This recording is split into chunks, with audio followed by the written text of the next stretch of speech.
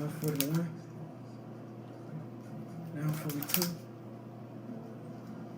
Now 43.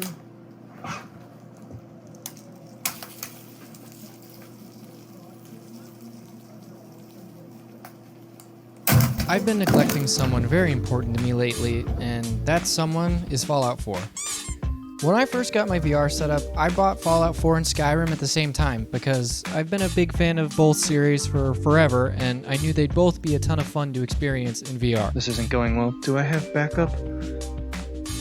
Okay, good. I'm gonna need you in a second, Jangles. They're two different flavors, and they complement each other really well. Some days you feel like slaying a dragon and casting some spells, and other days you feel like dying of radiation poisoning and eating garbage. You know, two different flavors. Oh, McDonough, I don't know what happened to everything that was on your desk. When I got in here, it was all gone. Your fancy whiskey just... I don't know, I haven't seen it. Even the desk... You had a desk fan? I didn't see a desk fan when I got in here.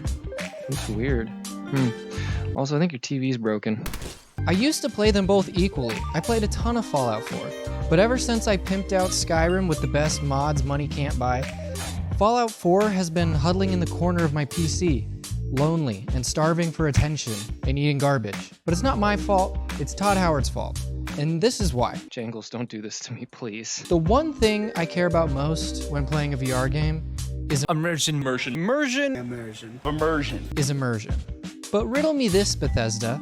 How am I supposed to feel immersed when I don't have any limbs? This is not ideal. I feel bad for Fallout 4, and I miss him or her. Or, I don't really know, but I'm gonna stop talking about that before someone gets angry. Where are you going, dog meat? I want to get back into Fallout 4, but if I'm gonna do that, I need to mod it, right? Now, I was going to mod it to where I could have a full body again and really get into it, but when I started to look up a full body mod for Fallout VR, this is what I came across. Unlike Skyrim, the position of your controllers in Fallout 4 has no impact on the position of hands in the hidden skeleton.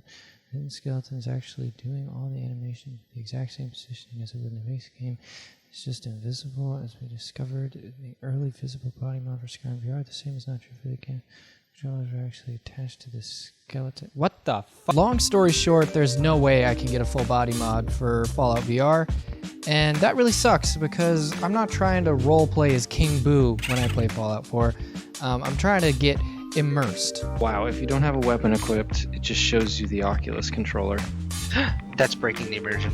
I've never had my immersion so disrespected. If I can't even have the one mod that matters most for Fallout 4, I'm gonna go in the opposite direction.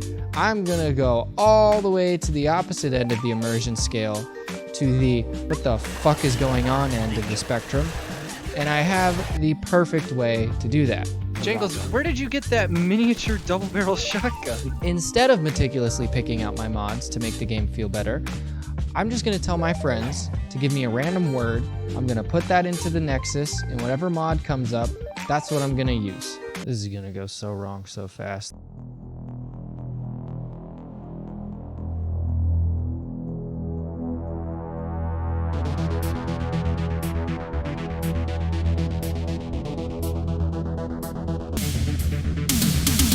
Aiden, just the man I wanted to see. Oh boy. What do you need? Just what do you need? What do you gotta say? What do you mean? What is it? Fat bottom girls, thick ghetto booties. Yeah, burnt magazines are actually burnt. Comics are actually burned. The farthest thing from lore friendly I've ever seen in my life. Weed fatigues. Where's the end? It is weed camouflage. This was the final list of words that I collected from each of my friends, and each one corresponds with one mod that I installed. Some of them, I'm pretty sure, don't even work. I can't tell though, because I installed so many over the course of about a week that I lost track. That was a very colorful blowfly. I'm pretty sure that was a mod. And that kind of added to the fun of the game, honestly. I wasn't expecting half of the random ass stuff coming at me from all sides out of nowhere. There would be moments though, spanning maybe 15 seconds, where I started to feel my immersion coming back. But then Jangles the Moon Monkey would come in from off screen and tear my immersion to shreds with his tiny monkey paws. Huh? Yes. Yeah? Yes. Hi. Now, what I'm hoping to achieve here is what I like to call the Immersion Inflection Point. Allow me to demonstrate using MS Paint even though I have complete access to the entire Adobe suite of professional graphic design tools. On the x-axis here we have immersion, and on the y-axis we have fun. You can see that as immersion increases, the relationship with fun is linear, and the more immersed you feel, the more fun you have proportionally. However, a similar linear relationship does not exist in the opposite direction. The less immersed you become at a certain point does not have much of an effect on the fun that you're having, because at a certain point it stops mattering, honestly. Do I have any grenades? I do. Let's see, how do grenades work? Oh.